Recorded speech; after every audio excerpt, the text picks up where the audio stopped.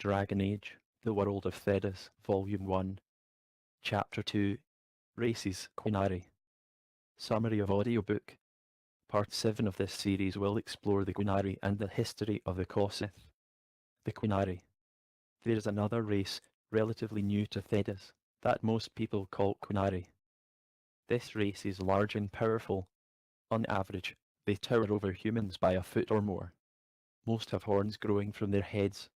However, the label Qunari more accurately refers to a follower of the religious text known as the Qun, regardless of his or her race, hence the capitalization of the name in many texts.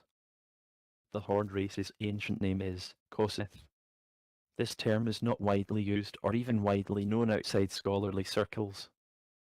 Anura Shak is 1/3 of the Anor leadership triumvirate. The others are the Arigina and the Arikwin. Qunari leadership do not recognize even the concept of Kossith, and few if any rank and file Qunari are aware of the word. The Qun's teachings are so pervasive that, under its law, a person's race does not really matter. A person is either Qunari or not Qunari, and because the Qunari have practiced selective breeding for thousands of years, no one can be certain what the original Kossith looked like. History. The Qunari arrived on the shores of Thedas several ages ago from an uncharted territory. They came by way of incredible warships called dreadnoughts and immediately began a war to dominate all peoples in their path. Humans in particular are a lesser people to the Qunari, in large part because of the looser restrictions they place on the practice of magic when compared to the Qun. Even among the Qunari, not much is known about where they came from or why they landed in Thedas. Conquest seems like the obvious answer. The Qunari see conversion to the Qun as a benefit to all. To many humans, the Qunari are an evil and tyrannical people who do not believe in individual rights. In the lands occupied by Qunari, all other belief systems are expelled, families are split apart, marriages are forbidden, and any dissenter is sent for re-education by a secret police that watches for any violation of the strict Qunari ethos. Though a delicate peace exists currently between the Qunari and the rest of Thedas, with the magic celebrating Imperium as the exception, future conflict is almost assured. The Qun is an implacable force that will not be denied. For more about the Qunari, including the Qun's history and how it dictates gender roles, child rearing, and politics, see the religion chapter of this book. Qunari generally refer to each other by their roles in society rather than birth names. What discipline achieves? We came first from the sea. The dreadnoughts took Parvolanat to stroke. We marched on the land called Seharon, then Rivane and the Tivinter Imperium. Our Vidith told us the Tivinter capital of Minratis was unassailable. Though it did not fall, its walls were cracked with steel and began fire. Tivinter saw what discipline achieves. The Baz called us conquerors when we brought them purpose. When we Damasrans teach a child to read or a wilderness is made fruitful, is that conquest? Without the certainty of the Qun, there can be no reason. The Baz raised 3 retaliations against our forces, pushing back in Antiva and Rivane. The Qubeth-Hari, still adapting to the Qun's rule, suffered worse the very people the Baz sought to liberate. The land burned, while the Baz called us savages. Such madness and hypocrisy needed another answer.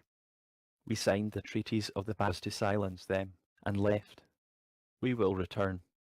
Patience is the manifestation of self-control. While the Baz bicker amongst themselves, we prepare.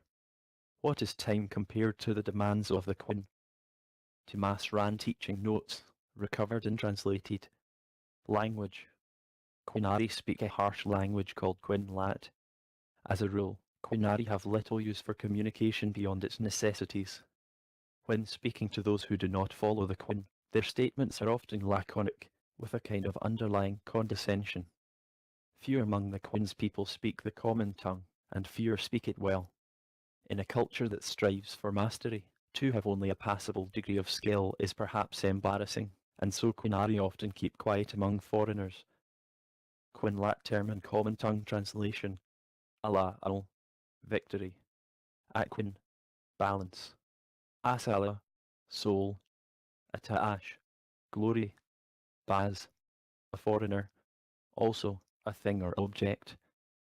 a basolite and is a respected foreigner. Gatlak, a black explosive powder unique to the Qunari. Only they have non-magical cannons and explosives. Gatlak is perhaps not as powerful as magic, but it is usable by anyone. There is no literal translation, but it derives from death, the earth, and glory. Imekari, children. Iskun, mastery.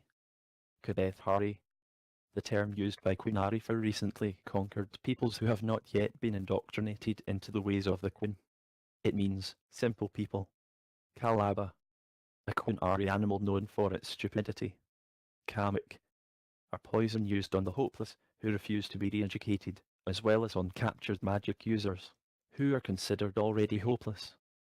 It effectively lobotomizes victims and turns them into mindless labourers. Qunari, a mentor, one who serves as an example to others. Ralshokra, an military challenge where the higher ranks are fought for and defended to the death. Vidiv Ari, those who have been newly converted to the Qun. End of Chapter 2, Part 7. Next audiobook in this series is Chapter 3, Nations.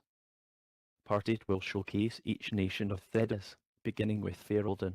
There is also a Chapter 2, Races bonus content audiobook for your listening pleasure, including a few additional excerpts, as well as detailing the timeline of important events listed across the page bottoms of Chapter 2.